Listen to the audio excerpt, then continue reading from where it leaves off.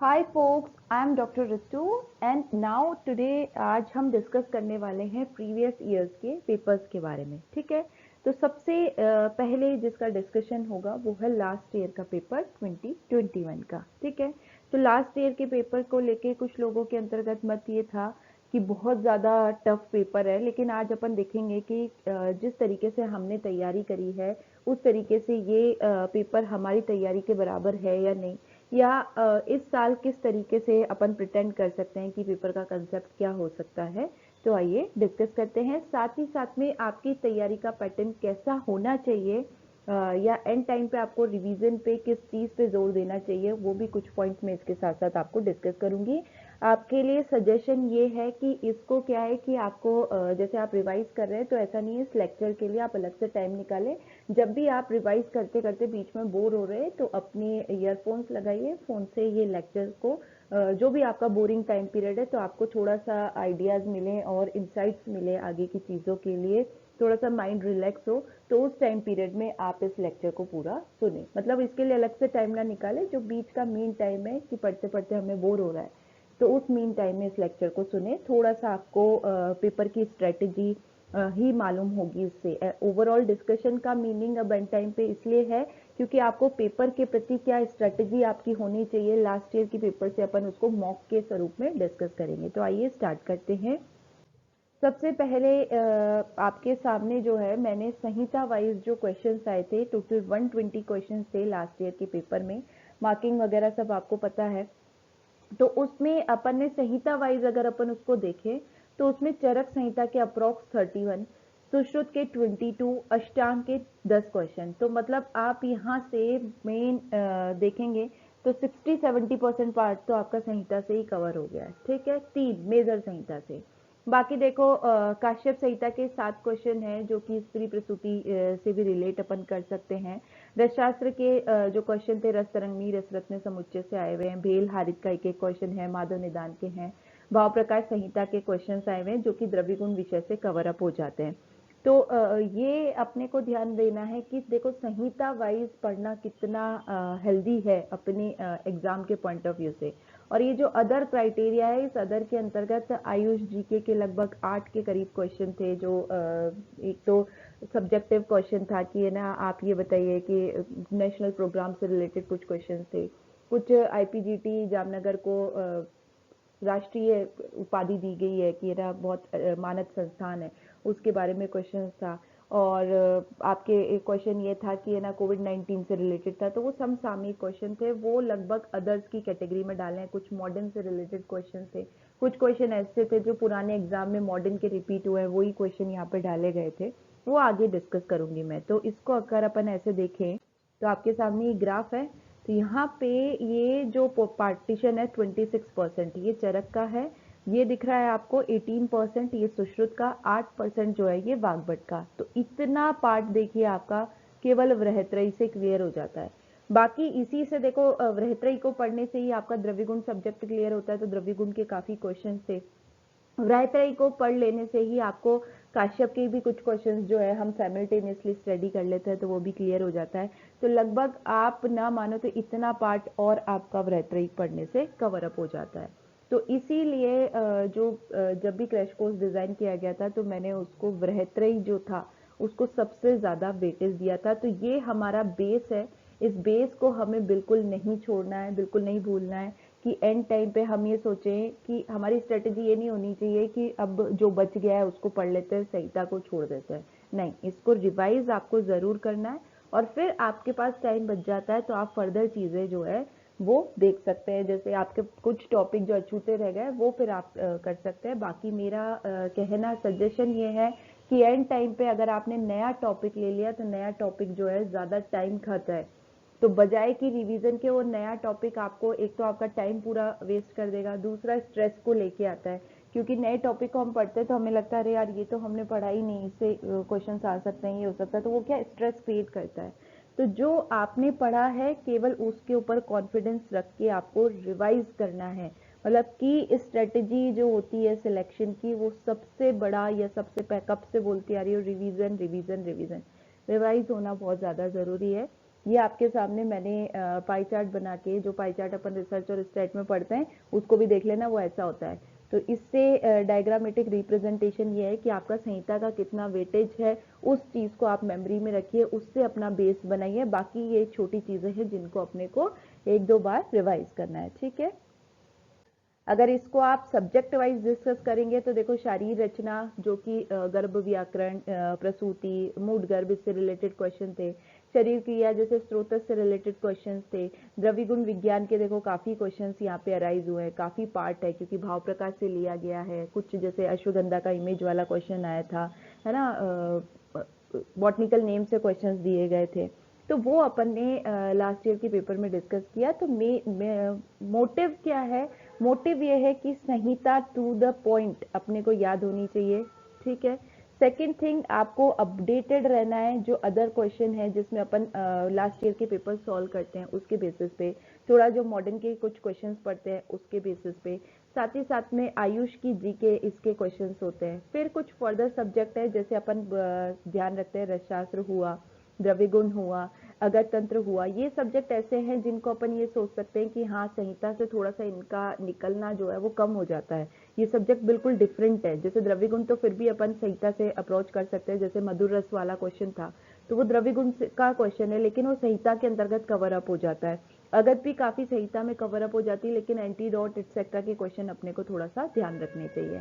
तो इसके लिए अपने माइंड को डेवलप करना है, साथ ही साथ में संहिता को मेन वेटेज देना है। तो यहाँ से तो अपन ने स्ट्रेटेजी बना ली कि ये समझ में आ गया कि क्वेश्चंस का जो फ्रेमवर्क होता है वो फ्रेमवर्क किस तरीके से होता है, ठीक है। अब आ जाते हैं पेपर के ऊपर। देखिए, पेपर के अंतर्गत स्टार्टिंग से पहले मैं कुछ पॉइंट आपको बताना चाहूंगी, क्योंकि कुछ चीजें ऐसी हैं जो आपको ध्यान रखना जरूरी है। जैसे आपके सामने फर्स्ट क्वेश्चन है, चतुर्वर्ग चिंतामणि ग्रंथ के लेखक कौन है, ठीक है। अब क्या होता है, एग्जाम में जब आप जाते हैं, कुछ स्टूडेंट्स ऐसे होते हैं जिनका वात प्रकृति होती है। ये तो आप जानते ही हैं, वात पित्त का प्रिडोमिनेंट प्रकृति होती है। तो वो उनका क्या है, वात जो है भय के कारण इंक्रीज होती है और भय के कारण वो विषाद को लेके आती है, ठीक है। तो आप आते हुए भी क्वेश्चंस गलत करते हैं। अब आते हुए भी क्वेश्चंस गलत करने से बचने का तरीका क्या है? अब ये तो ठीक है, ऑब्वियस है, ये होगा। बचने का तरीका ये है कि आप हमेशा पेपर जब भी स्टार्ट करें तो 2-3 क्वेश्चंस शुरुआत के ऐसे सॉल्व करें, पेपर को जस्ट रफली एक बार पलटिए, आपको अपने आप ऐसे क्वेश्चंस दिख जाएंगे जो आपको बिल्कुल देखते हुए आते हो। क्योंकि हर एग्जाम में चाहे 100 क्वेश्चन हो, उसमें से एग्जामिनर का मोटिव 3 से 5 क्वेश्चन बिल्कुल ईजी डालते हैं, वो बिल्कुल ईजी, जो बिना पढ़ने वाला बच्चा भी सॉल्व कर ले, वो 3 से 5 क्वेश्चन वहां पे जरूर होते हैं। मतलब ये तो मैं कम ही वेटेज बता रही हूँ, और भी ज्यादा होते हैं, लेकिन फिर भी। तो आपको अपने कॉन्फिडेंस लेवल को बूस्ट अप करने के लिए इन 3 से 5 क्वेश्चंस को रफली, जस्ट अपने को रफली देखना है कि हाँ, कुछ दिख जाए अपने को ऐसा क्वेश्चन जिसको अपन देखते ही है कि इसका आंसर तो ये होगा, ये ऐसे टिक कर पाए। तो उससे क्या है, आपका कॉन्फिडेंस शूटअप होता है, ये भय खत्म हो जाता है। पहला तरीका ये। दूसरा तरीका ये होता है कि कभी भी पेपर को एक स्लॉट में सॉल्व करने की कोशिश नहीं करना।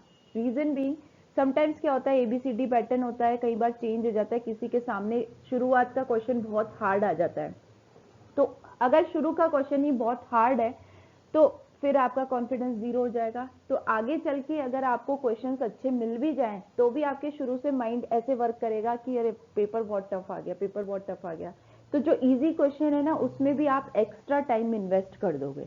तो मेरे हिसाब से आपकी स्ट्रेटेजी ऐसी होनी चाहिए कि आप एक ही स्लॉट में पेपर ना करें, 2 से 3 स्लॉट लें पेपर को सॉल्व करने के लिए। पहला स्लॉट आप ऐसे क्वेश्चंस लें जो आपको बहुत इजी आते हैं, बस देखते ही आपको क्वेश्चन समझ में आ जाता है।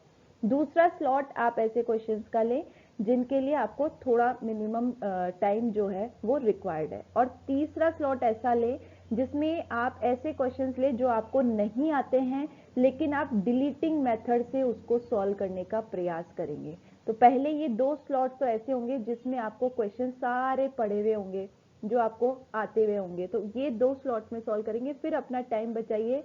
जो क्वेश्चंस नहीं आते हैं, कभी नहीं देखे हैं, तो हम उनको डिलीटिंग मेथड से कि ऑप्शंस में जाके उनका रेफरेंस ध्यान रखे कैसे निकाल सकते हैं, वो स्लॉट रखना चाहिए, ठीक है। ठीक, कुछ लोगों की स्ट्रेटेजी होती है फर्स्ट स्लॉट में सॉल्व करने की, ठीक है अगर कफ प्रकृति है पित्त प्रकृति है कर सकते हैं, कोई प्रॉब्लम नहीं है, विषाद में नहीं जाओगे। लेकिन वात प्रकृति है तो इस चीज को थोड़ा सा समझना, जिसके साथ ऐसा होता है वो रिलेट कर पाएंगे अपने आप को इस चीज से कि हाँ फर्स्ट स्लॉट में हमारे सामने इतने क्वेश्चंस आ गए, तो मेरा जो कॉन्फिडेंस है जितना मैं घर बैठ के एग्जाम देता था, जितने मॉक टेस्ट देता था, उतना वहां पे नहीं हो पाया। तो उसके पीछे रीजन जो होता है वो ये होता है, ठीक है। तीसरी स्ट्रेटेजी आपके सामने ये है कि जैसे ये आपका क्वेश्चन है, ठीक है, अब इसको पीछे से पढ़ो, लेखक कौन है चतुर्वर्ग चिंतामणि। पहले तो पढ़ लिया चतुर्वर्ग चिंतामणि के लेखक कौन है, इसको इस तरीके से रिवीजन में पढ़ो, लेखक कौन है चतुर्वर्ग चिंतामणि के। तो आपका माइंड जो है ना वो रिकॉल अच्छे से करता है, ठीक है, आप जल्दी से भागते नहीं हो चीजों की तरफ। जब आप पीछे से पढ़ते हैं तो वो माइंड ने दोबारा रिकॉल किया है उस चीज को, तो गलत होने के चांसेस कम होते हैं। दूसरा, जैसे इसमें नहीं, कई बार क्या होता है हम पढ़ के क्वेश्चन पिक करके आ जाते हैं, एग्जाम में घर आके पता चलता है कि उसमें तो नहीं पूछा गया था। तो जब क्वेश्चन को पीछे से पढ़ते हैं तब नहीं दिखाई दे जाता है आपको कि लेखक कौन नहीं पूछ रहा है वो चतुर्वर्ग चिंतामणि के। तो ये ध्यान रखना कि क्वेश्चंस को ऐसे और ऐसे हैबिट डालिए कि अभी जैसे लास्ट टाइम पे मॉक टेस्ट सॉल्व कर रहे हैं तो इस तरीके से पढ़ा जाए, ठीक है। फिर ये क्वेश्चन मैं सॉल्व करा देती हूँ। देखो, चतुर्वर्ग चिंतामणि ग्रंथ के लेखक कौन है ये पूछा गया है, आयुर्वेद के इतिहास का क्वेश्चन है ये। जैसे अब मैंने बताया था 4 वर्गों की चिंता जो है, चिंता हमेशा हेमाद्री को रहती है, ये ट्रिक का क्वेश्चन है, तो ये डायरेक्ट पूछा गया, इसमें कुछ सोचने की जरूरत नहीं थी, तो इसका डायरेक्ट आंसर था हेमाद्री। अभी पहला क्वेश्चन अगर इस तरीके का हो जाता है तो कॉन्फिडेंस, अरे वाह कितना अच्छा क्वेश्चन आ गया, जब चरक स्टार्ट करते हैं तब ये पढ़ लेते हैं अपन कि कुछ टीकाएं हैं वो किसने करी है। तो चतुर्वर्ग चिंतामणि ग्रंथ के लेखक कौन है, हेमाद्री, ठीक है। आगे बढ़ते हैं, स्ट्रेटेजीज को और देखेंगे। देखिए अब यहाँ पे क्वेश्चन है, सुश्रुत के अनुसार कौन सा महाभूत पित्त दोष को शांत करता है। देखो अपन ये जानते हैं वात पित्त कफ का नेचर क्या होता है, ठीक है, और सुश्रुत के अनुसार अगर आपने ये पढ़ा है, सूत्र स्थान 41 का क्वेश्चन है, ये डायरेक्टली मैंने भी बताया हुआ है कि जो भूयिष्ठता होती है, मतलब हम ये बोलते हैं सर्वदा सर्वभावानाम सामान्यम वृद्धि कारणम, तो जो जिसकी रिजेम्बलेंस करेगा वो तो उसको इंक्रीज करेगा, और जो जिसके अपोजिट होगा वो उसको डिक्रीज करेगा। तो ये तो सिंपल सी बात है, अगर आपको ये क्वेश्चन पढ़ा हुआ नहीं भी हो तो आप ये जानते हो पित्त दोष तो अग्नि के समान है, तो जिस चीज के अंतर्गत अग्नि नहीं होगी वो उसको शांत करेगा, ठीक है। तो यहाँ पे जैसे आकाश और वायु वात की संरचना करते हैं, पित्त की संरचना अग्नि, कफ की संरचना पृथ्वी और जल, तो बाकी जो रिमेनिंग महाभूत हैं वो क्या करते हैं, पित्त को शांत करने वाले होते हैं। तो भू, अंबु और वायु ये पित्त को शांत करने वाले हैं। ये क्वेश्चन जो है इस पैटर्न में सॉल्व होगा, डायरेक्ट रेफरेंस है इसका सुश्रुत सूत्र स्थान में। जिन्होंने नहीं पढ़ा है उसके लिए बता देती हूँ कि सिंपल सी चीज है, हमको ये पता था पित्त दोष अग्नि है तो उसका जस्ट अपोजिट लगा देना था वहां पे, तो भू अंबु वायु इसको शांत करने वाले होते हैं, ठीक है। फिर यहाँ पे एक दूसरी स्ट्रेटेजी सॉल्व करते हैं। कई क्वेश्चन में लिखा होता है क्रमशः, ठीक है, हम क्रमशः भूल जाते हैं, तो अगेन इस चीज पे ध्यान देना है। दूसरी चीज आपको जब आप तैयारी करके जाते हैं, जो भी प्रिपरेशन करके जाते हैं, ठीक है, हम क्या करते हैं सारा अपना जोर जो है प्रिपरेशन में लगा देते हैं, जो पेपर है ना उसके ऊपर नहीं लगाते। हम ये सोचते हैं हमने हार्डवर्क तो बहुत ज्यादा कर लिया, अब देखा जाएगा पेपर कैसा होता है, जबकि पेपर के टाइम पे भी एक पर्टिकुलर स्ट्रेटजी आपके पास होनी चाहिए, वहां पर भी आपको मेहनत की या स्मार्ट वर्क की जरूरत होती है। ऐसा नहीं है कि प्रिपरेशन सारी करके चले गए अब ठीक है जो होगा वो देखा जाएगा, नहीं, वहां पे भी एक पर्टिकुलर स्ट्रेटजी होनी चाहिए, आपको चीजों को सॉल्व करना आना चाहिए, एग्जाम के पेपर के पैटर्न को समझना आना चाहिए। दूसरी चीज, जो ऑप्शन आप चूज कर रहे हैं आपको ये पता होना चाहिए कि बाकी के 3 ऑप्शन मैंने चूज क्यों नहीं किए हैं, ये समझना आना चाहिए। मतलब एग्जाम का पेपर वर्क हार्डवर्क आपका बैकग्राउंड रखता है, कुछ क्वेश्चंस आपकी वहां पे मेंटल एबिलिटी को भी चेक करते हैं। अब क्या है कि आप सर्वस्व छोड़ देते हैं कि आपका बैकग्राउंड हार्डवर्क ठीक है, अब ये क्वेश्चन ऐसा था किसी ने सपोज टू भी नहीं पढ़ा है, तो आपने नहीं पढ़ा है ठीक है उसमें कोई दिक्कत नहीं, लेकिन आपकी मेंटल एबिलिटी भी तो है, आप ये तो जानते हैं कि पित्त दोष अग्नि के समान होता है। तो वहां पे क्या होता है कि ऐसा नहीं है कि आपको एज इट इज जो बुक में लिखा है वो ही क्वेश्चन छप के आ जाएगा, ऐसा नहीं होता है। एग्जामिनर कुछ ना कुछ तो चेंज करेगा ही ना, एज इट इज बुक की कॉपी थोड़ी करेंगे वहां पे। तो आपको अपनी मेंटल एबिलिटी से ये खोजना होता है कि ये 3 ऑप्शन में क्यों डिससिलेक्ट कर रहा हूँ और इसको सिलेक्ट कर रहा हूँ, ये रीजन आपको समझ में आना चाहिए।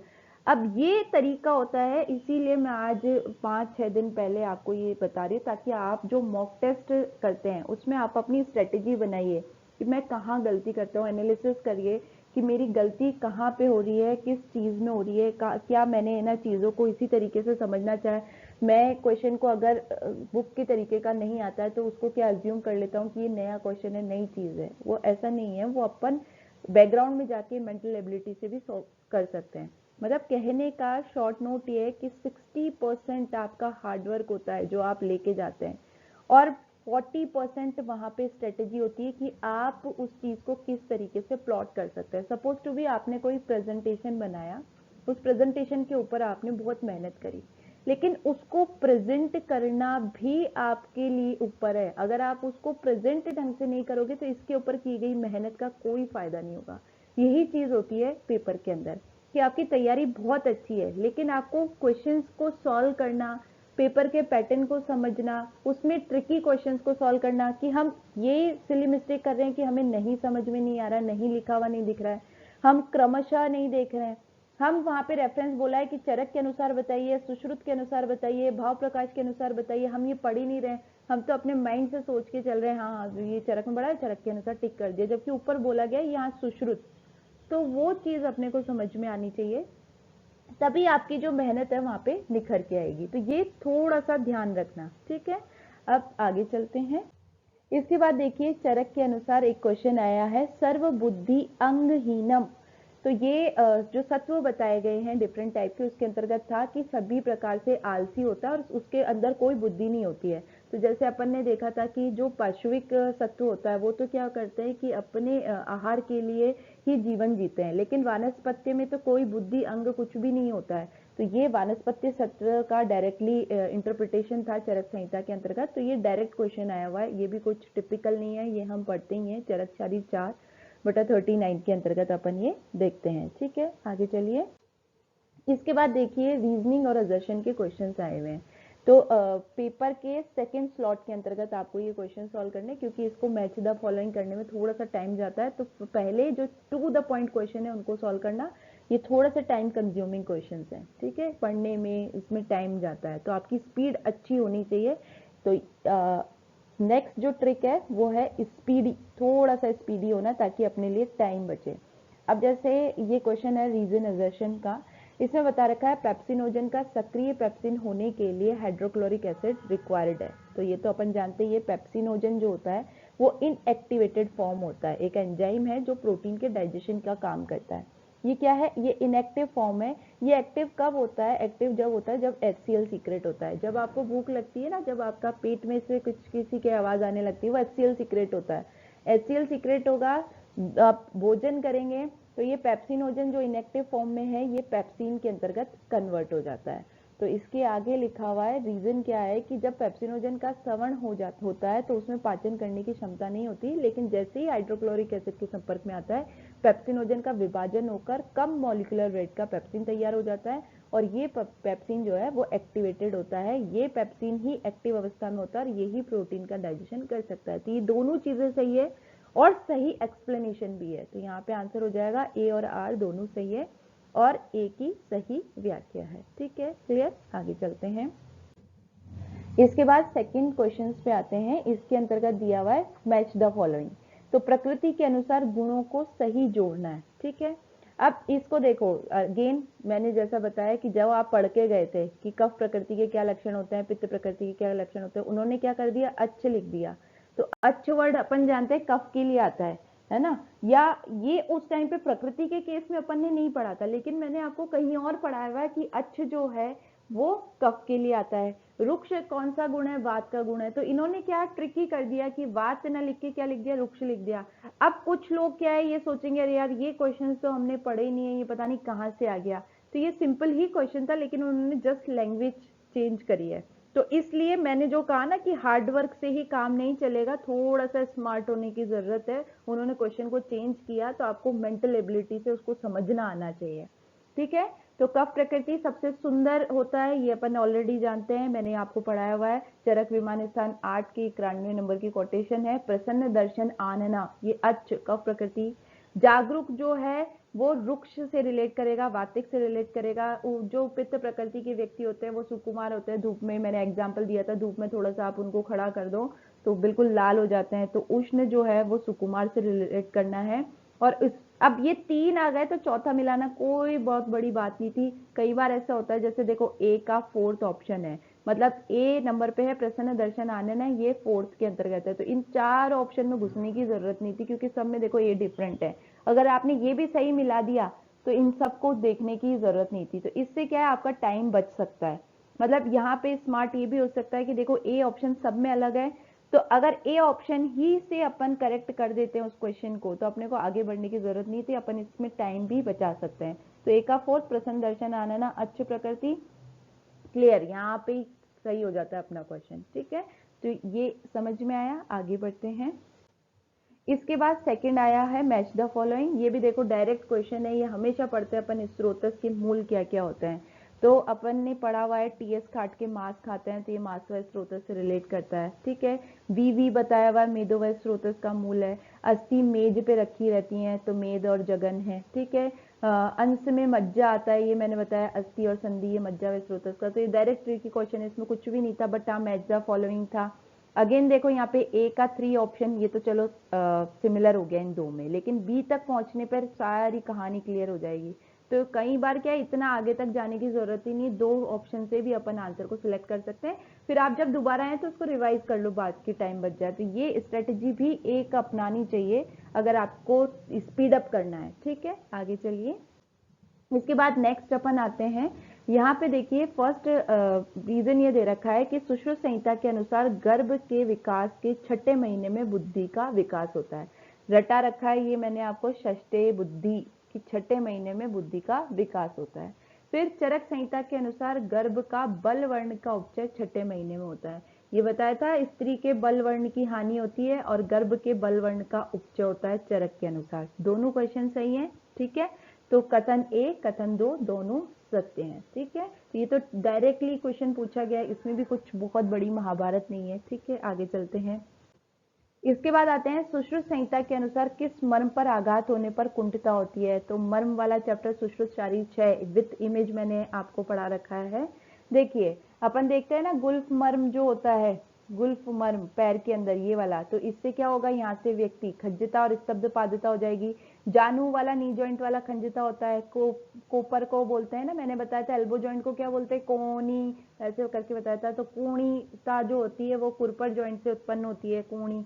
ठीक है, और मणिबंध जो है वो कुंठित हो जाता है, हाथ जो है वो कुंठित हो जाएगा, मणिबंध वाला जो मेटाकार्पल बोन्स वाला होता है। तो कुंठिता किससे उत्पन्न होती है, मणिबंध से। ठीक है, ये क्लियर कट क्वेश्चन है। तो अभी तक 8 क्वेश्चन तक तो ऐसा कुछ क्वेश्चन आया नहीं है जो अपन ने ऐसा समझ ले अपन की ये सिलेबस से आउट ऑफ है। तो अगर इस तरीके से अपन पेपर सॉल्व करते हुए चलते हैं तो अभी तक तो कॉन्फिडेंस अपना पहुंचना चाहिए था 90% तक, कि अभी 8 क्वेश्चन तक तो कोई भी क्वेश्चन अपने मतलब एरा से बाहर नहीं आया है। ठीक है, आगे चलते हैं।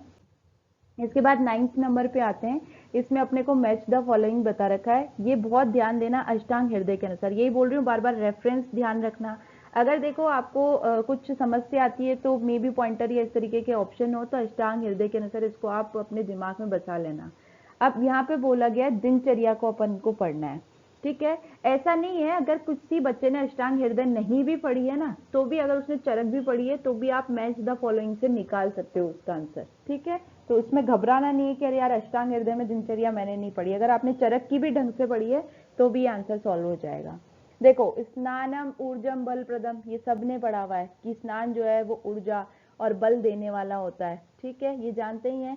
तो डी का क्या है, बल प्रदम ऑप्शन है, तो डी का 3rd। देखो ये सब में इसी क्वेश्चन से, ये चाहे आपने चरक पढ़ी हो चाहे आपने अष्टांग हृदय पढ़ी हो, सेम जाएगा। फिर देख 2-3 और मिला लेते हैं, फिर आ जाते हैं उद्वर्तन के लिए। तो उद्वर्तन के लिए साफ सुथरी लाइन लिखी हुई आती है, स्त्रीकरणम अंगानाम। व्यायाम से ऑलरेडी अपन जानते हैं, अगर नहीं भी जानते हो तो ज्यादा व्यायाम करता है तो बॉडी में एक्स्ट्रा फैट का, एक्स्ट्रा मेद का क्षय होता है, तो मेद क्षय ऑप्शन है। और अभ्यंग से तेल की मालिश करता है, सुत्वक भवती आननम, तो सुत्वकत्व ये गुण आता है, ठीक है, तो ये आंसर जाएगा आपका सी, ठीक है। तो कई बार ऐसा हो सकता है कि भले ऐसा नहीं, इस क्वेश्चन को कुछ बच्चे क्या करेंगे, अरे अष्टांग हृदय में हमने दिनचर्या नहीं पढ़ी, हम छोड़ देते हैं इसको, बाद में सॉल्व करेंगे। वो ऐसा नहीं है, बाद में तो सॉल्व करना ही है, वो तो ठीक है, क्योंकि क्वेश्चन मैच द फॉलोइंग है, सेकंड स्लॉट में सॉल्व होना चाहिए, थोड़ा बड़ा जा सकता है ये, किसी को नहीं आता हो तो, पर फिर भी चरक के बेसिस पे भी हम इस ऑप्शंस को कि सही बैठ रहे हैं तो भी सॉल्व कर सकते हैं, अगर आपने अष्टांग नहीं भी पढ़ी हो तो। ऐसे छोड़ना नहीं है उसको, आपको अगर सही लगता है सारे ऑप्शंस में सही बैठ रहा है तो आपको गो फॉर इट जाना चाहिए। आगे चलिए, इसके बाद नेक्स्ट आते हैं रीजन असर्शंस दिया गया है। अष्टांग हृदय, अगेन अष्टांग हृदय का रेफरेंस है, इसके अनुसार ग्रीष्म ऋतु में मधुर लघु स्निग्ध हिम द्रव आहार का सेवन करना चाहिए।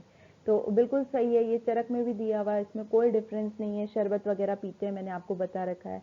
फिर ग्रीष्म ऋतु में सूर्य अपने तीक्ष्ण किरणों के कारण स्नेहांश का शोषण कर लेता है, इसलिए श्लेष्मा का क्षय हो जाता है, वात की वृद्धि हो जाती है, इस कारण से अपने को मधुर शीत द्रव्य आहार करना चाहिए। तो बिल्कुल सही है, ए और आर दोनों सही है और इसकी सही व्याख्या भी है, तो इसमें कोई गणित बिगड़ी नहीं है अपनी, सिंपल सही चल रहा है। चरक भी पढ़ाओ तो चरक भी अगर अष्टांग भी चेंज करेगा तो ग्रीष्म ऋतुचर्या को थोड़ी चेंज करेगा, तो सिमिलर ही माना गया है वो, ठीक है।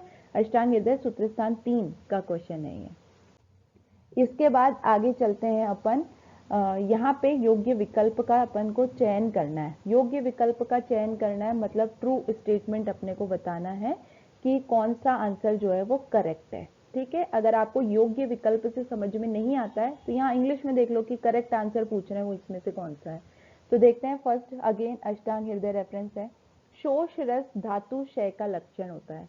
तो ये तो जानते हैं, शोष रस मान लो या शोष जो है व्याधि मान लो, उसमें धातु का अपने का सारी का क्षय हो जाता है, ठीक है, राइट है। शिरा शैथिल्यम रक्त धातु की वृद्धि का लक्षण है, नहीं। शिरा शैथिल्य कब होती है, जब मैंने आपको बताया था उसमें से रक्त बहना कम हो जाता है, तो ये रक्त क्षय का लक्षण है, ये गलत हो गया। संधि वेदना अस्थि धातु की क्षय का लक्षण होता है, नहीं। संध्या ढीली कब पड़ती है, जब साइड का मांस जो है वो खाली हो जाता है, तो ये मांस क्षय का लक्षण है, अस्थि धातु की क्षय का लक्षण नहीं है।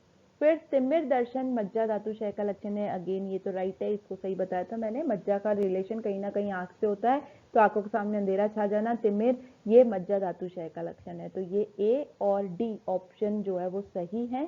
तो ऐसा कुछ लिखा नहीं है, बी और सी गलत लिख रखा है, तो ये ऑप्शन जो है वो करेक्ट है, तो ये योग्य विकल्प हो गया, ठीक है, क्लियर। आगे चलिए, नाउ नेक्स्ट वन इज जीवक ऋषभक के बारे में, सॉरी यहाँ पे भाव प्रकाश से लिया गया क्वेश्चन है।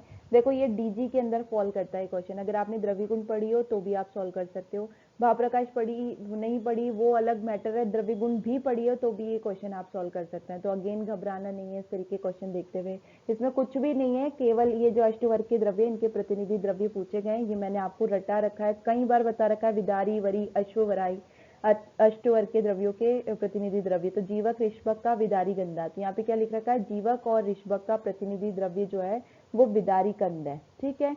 मेदा महामेदा का प्रतिनिधि द्रव्य जो है वो अश्वगंधा है, तो ये तो गलत हो गया और ए ऑप्शन सही हो गया, ठीक है। तो कथन 1 सत्य है लेकिन कथन 2 गलत है, ठीक। तो घबराना नहीं कि भाव प्रकार से पता नहीं कौन सा क्वेश्चन आ गया, क्वेश्चन वही आया, द्रव्य गुण भी पढ़ी हो तो भी अपन ये सॉल्व कर सकते हैं, क्लियर। तो यही मैं आपको कहना चाह रही थी कि अपने कॉन्फिडेंस को लो नहीं करना, कि हार्ड वर्क के ऊपर नहीं जाना, थोड़ा सा स्मार्टनेस की जरूरत है। आगे चलिए, इसके बाद आते हैं अपन सूची फर्स्ट को सूची सेकंड से सुमेलित करना है, इसमें मिश्रक गण पूछे गए, तो ये भी अपन कई बार पढ़ चुके हैं, बृहत पंचमूल श्रीफल सरतोभद्रा पाटला गणिकारिका शोना, वल्ली पंचमूल जानते हैं अपन, विदारी सारीवा रजनी गुड़ुचो अजशंगी, कंटक पंचमूल जानते हैं, कर्मर त्रिकंटक सरेख शतावरी गृदनक्य, और मध्यम पंचमूल बला पुनर्नवा एरंड मुग्धपर्णी मार्चपर्णी। तो जस्ट मैच करना है, उसके हिसाब से ये आंसर करेक्ट जाता है। तो जस्ट मैंने आपको मेमोराइज करने के लिए दोबारा से ये सारे यहाँ पे प्लॉट कर दिए हैं। इसके बाद नेक्स्ट क्वेश्चन आता है कुटज के पर्याय कौन कौन से हैं। अगेन देखो द्रव्य गुण में फॉल हुआ क्वेश्चन है, ये एक्चुअली में उठा भाव प्रकाश से है क्वेश्चन, लेकिन अपन जानते हैं कुटज जो है उसको क्या बोला जाता है, होलेरिना एंटी डिसेंट्री का। तो वत्सक है, कलिंग है, गिरी मल्लिका, ये इसके पर्याय होते हैं, लेकिन वीर वृक्ष किसको बोला जाता है, अर्जुन को, तो ये इसका पर्याय नहीं है। तो ये ध्यान रखना, यहाँ पे ए बी और डी ये ऑप्शन सही है, लेकिन वीर वृक्ष अर्जुन को नॉर्मली बोला जाता है, वत्सक कलिंग और गिरी मल्लिका इसके ऑप्शन है। अभी इन्होंने देखो डायरेक्ट आपसे पर्याय ना पूछ के क्वेश्चंस की लैंग्वेज को चेंज कर दिया। तो थोड़ा सा स्मार्टनेस, अभी जो पेपर पैटर्न चल रहा है उसके हिसाब से क्या चाहिए, अभी तक क्या समझ में आया? स्मार्ट व्यू, आपके आंखों का जो लेंस लग रहा है ना कि टू द पॉइंट क्वेश्चन आएंगे, संहिता से उठा के एज इट इज कोटेशन देके क्वेश्चन पूछा जाएगा, वो लेंस चेंज कर लेना, आप क्वेश्चन को उल्टा करके पूछते हैं वो। ठीक है, आगे चलिए। इसके बाद आते हैं, यह कौन सा पौधा है, यहाँ पे इमेज दिखाई गई है, ये इमेज मैं आगे दिखा दूंगी, वो है अश्वगंधा। वो इमेज अभी अपन डिस्कस कर लेते हैं।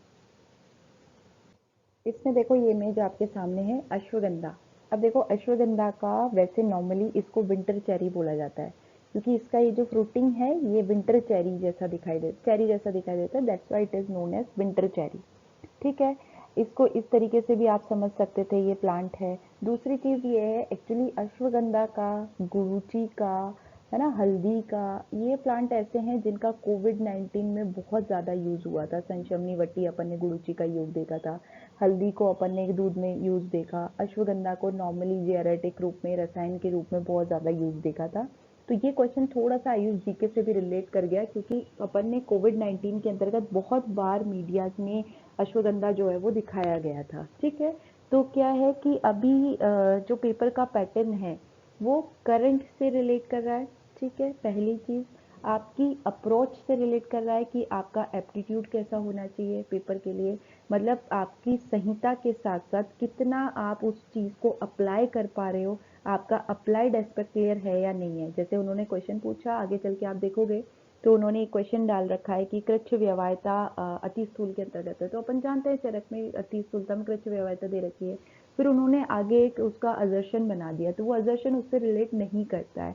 तो वो ये शो कर आपसे ये जानना चाह रहे हैं, या आपका सिलेक्शन इस बेसिस पे करना चाह रहे हैं कि आप जो पढ़ते हैं उसको अप्लाई करना आपको आ रहा है या नहीं आ रहा है, आप अभी करंट के साथ अपडेटेड है या नहीं है, आपकी पेपर के प्रति स्मार्ट अप्रोच है या नहीं है। आप क्वेश्चंस को, जैसे उन्होंने क्या किया है, आगे चल के आपको क्वेश्चन दिखाई देगा, उन्होंने पहले पर्याय दे दिए, पर्याय देने के बाद उन्होंने बॉटनिकल नेम दे दिया उस चीज़ का। ठीक है, तो पहले क्वेश्चन क्या था, बॉटनिकल नेम आता था या डायरेक्टली पूछ लिया जाता किस प्लांट का है, तो आपको पर्याय से पहले तो प्लांट निकालना आना चाहिए, फिर आपको उसका बॉटनिकल नेम आना चाहिए। तो इस तरीके की अप्रोच में अपन आगे बढ़ते हैं। ठीक है, आगे चलिए।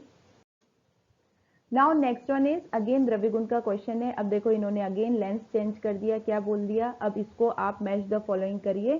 तो कि आपको क्या है कि यहाँ पे पर्याय दे दिए, पर्याय से पहले ये समझना पड़ेगा ये पर्याय किसका है, फिर जब ये समझ में आ जाएगा तब आपको बॉटनिकल नेम पूछा गया है। तो हट्ट विलासनी बाजारों की शोभा क्या है, हल्दी, क्योंकि उसको बहुत ज्यादा फीमेल यूज करती हैं, तो हल्दी को बोला जाता है, हल्दी का नाम है कुरकुमा लौंगा। पलंकशा किसको काटता है, मेद को काटता है, इसलिए इसको पलंकशा पर्याय दिया गया। गुगलू को बोला जाता है कॉमीफोरा मुकुल।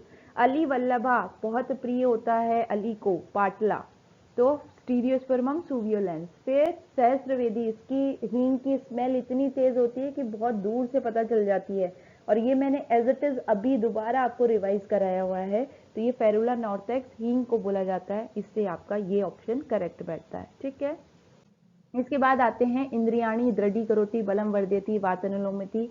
ये अम्ल रस के लिए बोला जाता है, खट्टा खाने से आपकी इंद्रिया दृढ़, मैंने आपको इसको ऐसे याद कराया था कि जो जितना खट्टा खाने के बाद मुंह पे एक्सप्रेशन नहीं लाता है, मतलब उसकी इंद्रिया दृढ़ हो जाती हैं, तो अम्ल रस इसका आंसर है। टू द पॉइंट है ये, इसमें कुछ भी नहीं है चेंज, लेकिन बस ये है कि इन्होंने चरक मतानुसार लिख दिया, तो हमको थोड़ा सा डिफरेंस ये लग जाता है कि अरे इन्होंने क्या अलग तो नहीं मान लिया।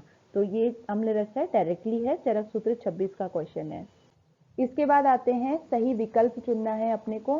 हिमाद्री की आयुर्वेद रसायन अगर आपने पढ़ी हो, नहीं तो पदार्थ विज्ञान आपने पढ़ी हो, नहीं तो द्रव्य गुण के अंतर्गत गुण का जब डिस्कशन होता है तब ये टॉपिक आते हैं। तो उन्होंने क्या लिखा हुआ है, यस्य शालिने शक्ति स विशद, यस्य लेखने शक्ति स खर, यस्य संशमने शक्ति स मंद, यस्य रोपणे शक्ति स लक्षण। अब इसमें क्या है, आपको एक ऑप्शन भी आ सकता हो ना कि यद्य शालिनी शक्ति स विशद, तो यहीं पे वो करेक्ट हो जाता है। ठीक है, तो इस तरीके से अपन हिमाद्री से ये क्वेश्चन उठाया गया है, गुण के ऊपर है, ये भी डायरेक्ट क्वेश्चन है, ये ध्यान रखना है। यहाँ से आगे चलिए। इसके बाद आते हैं अपन निर्यास के ऊपर। द्रव्य गुण का क्वेश्चन है ये, निर्यास मैंने आपको द्रव्य गुण के अंतर्गत भी पढ़ाए हैं, साथ ही साथ में अपन जब महाकषाय पढ़ते हैं तब ये मोचरस वगैरह महाकषायों में निर्यास आते हैं, तब भी अपन ने ये चीज डिस्कस करी थी। तो निर्यास डायरेक्टली ध्यान रखना, शाल्मली का मोचरस होता है, ठीक है, सरल का श्रीवेष्टक, शल्यकी का कुंदरू और शाल का राल, बस इनको मैच करना है। ठीक है, तो ये डायरेक्टली निर्यास आपको ध्यान रखने थे, इनको बस मैच द फॉलोइंग के अंतर्गत प्लॉट कर दिया, तो उससे कुछ डिफिकल्टी नहीं हुई है, बस ये है स्पीड ही करना है। स्पीड करने का तरीका मैंने बता दिया, देखो एक पहला ऑप्शन से ही आप इस पूरे आंसर को सॉल्व कर सकते हैं। अगर आपको ये पता था ना कि सरल को निर्यास जो है वो श्रीवेष्टक होता है, तो पहला ही से ही आपको आगे जाने की जरूरत ही नहीं थी। ठीक है, तो ये स्पीड अप करने का तरीका। फिर आते हैं अपन, अगेन इनको सुमिलित करना है, भाव प्रकाश के अनुसार इन्होंने प्रतिनिधि द्रव्य पूछे गए। तो मैंने आपको पढ़ाया हुआ है द्राक्षा का जो प्रतिनिधि द्रव्य होता है, मीठा मीठा फल होता है गंबारी का। तो अगर पहला ऑप्शन भी आता हो तो आंसर अपन सॉल्व कर सकते हैं। मतलब इस चीज में ऐसे मत जाना कि हमको चारों के चारों ऑप्शन आने चाहिए। अपने को कई बार ऐसा मेन्यू मिल जाता है, ऐसा ऑप्शंस मिल जाते हैं कि अपन एक आंसर आता हो ना तो भी सिलेक्ट कर सकते हैं, तो पहला आता हो ना आपको तो भी सिलेक्ट कर सकते हो। सपोज टू बी आपको रक्त चंदन आता हो, तो रक्त चंदन से भी खुशबू वाली चीज है उशीर है, वो सिलेक्ट कर सकते हो कि रक्त। अगर किसी ने नहीं भी पढ़ा हो ना तो इतना अपने को दिमाग लगाना आना चाहिए, प्रतिनिधि द्रव्य क्या होता है, उसके स्थान पे यूज लेने वाला द्रव्य होता है। तो सबसे खुशबू वाली चीज यहाँ पे रक्त चंदन है, और यहाँ पे भी खुशबू वाली चीज उशीर है, खसग्रास है, जो गर्मियों में कूलर के अंदर डाली जाती है। तो इससे भी अपन आंसर सिलेक्ट कर सकते हैं। देखो बी का 5 ऑप्शन, चलो इन दो के अंतर्गत आ गया। ठीक है, अब इसको गंबारी वाले से, नाग पुष्प नाग केसर को अपन केसर से रिलेट करेंगे तो पद्म का केसर आ गया। तो ये डी वाले से अपन इन दो ऑप्शन के अंतर्गत डिग्निफाई कर सकते हैं कि ये किसका क्या आंसर जाएगा। अतिविषा आमपाचन करती है, उसी तरीके का आमपाचन द्रव्य मूसा होता है, इसलिए उसको प्रतिनिधि बता रखा है। ठीक है, ऑलरेडी डिस्कस्ड है भाव प्रकाश के अंतर्गत, ये क्वेश्चन के स्वरूप में यहाँ पे प्लॉट हुआ है। तो घबराना नहीं है, इस तरीके से अगर आ जाता है, चारों के चारों याद होना जरूरी नहीं है, अपन मैच द फॉलोइंग में कुछ और चीजों की स्ट्रेटेजी लगाकर भी क्वेश्चन जो है इजिली सॉल्व कर सकते हैं। आगे बढ़िए। इसके बाद आता है स्थावर विष के अधिष्ठान में रित पीड़ा तालुधा। तो मैंने आपको ये बताया था, जो धातु विष है ये ह की तरह दिखाई देता है, तो ह से रित पीड़ा आएगा और त से तालुधा आएगा। तो ये डायरेक्टली क्वेश्चन आ गया। देखो यहाँ पे धातु विषय, सुश्रुत कल्पस्थान 2/10 का क्वेश्चन नहीं है। इसके बाद नेक्स्ट आते हैं दूषी विषारी अगध का घटक द्रव्य नहीं। ये क्वेश्चन ऐसा है जो थोड़ा सा अपन ये मान सकते हैं कि इसको अपन ध्यान नहीं देते हैं। ठीक है, तो इसको अपन स्किप कर सकते हैं कि ये क्वेश्चन जो है स्किप करने लायक है, इसके ऊपर अपन ज्यादा टाइम वेस्ट नहीं करेंगे। इस तरीके क्वेश्चन जिसमें अपन बहुत ज्यादा सोचने की रिक्वायरमेंट है वो अपन थर्ड स्लॉट में सॉल्व करेंगे, ये ऐसी स्ट्रेटेजी होनी चाहिए।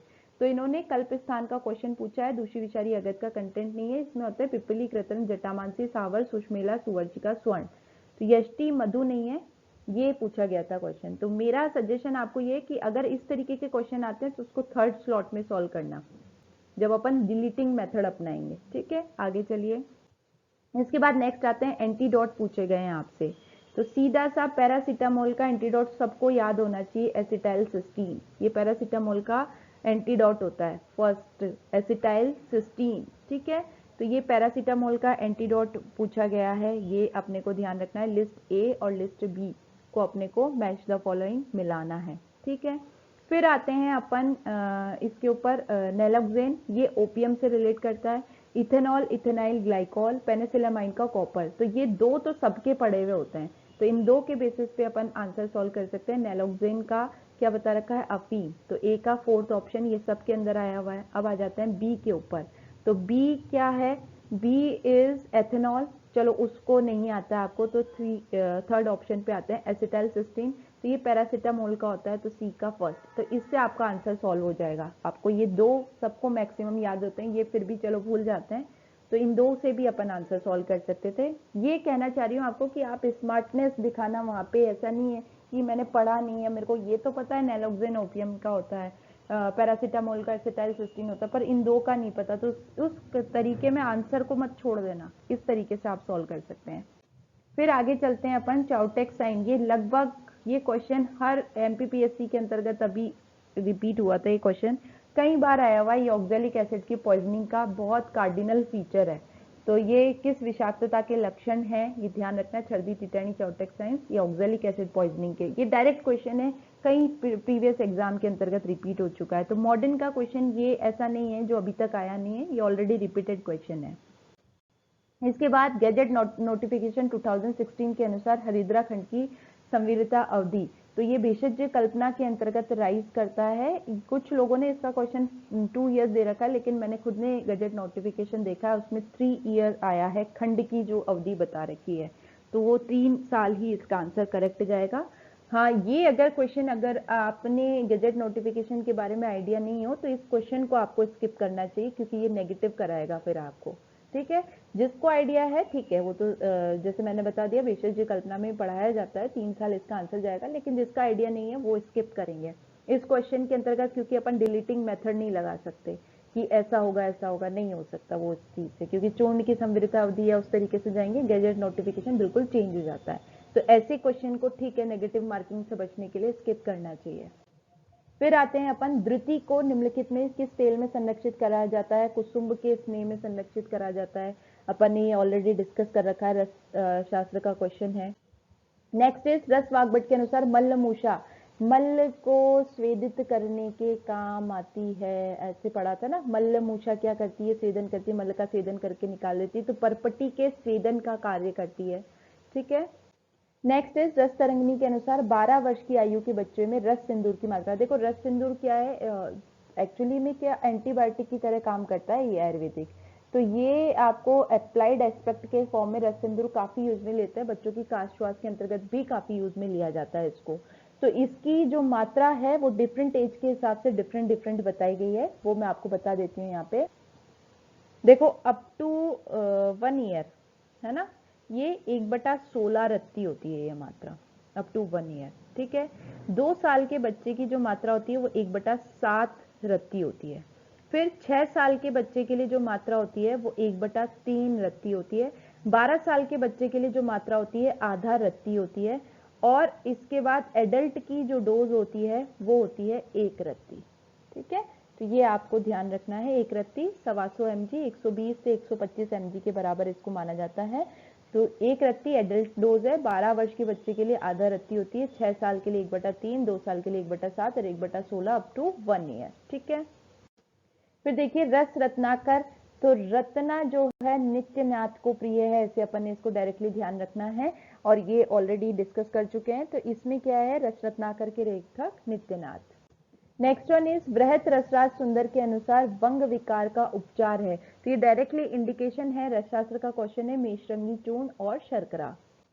फिर आते हैं रस भस्म का जो निर्माण है उसके लिए किस यंत्र का प्रयोग किया जाता है?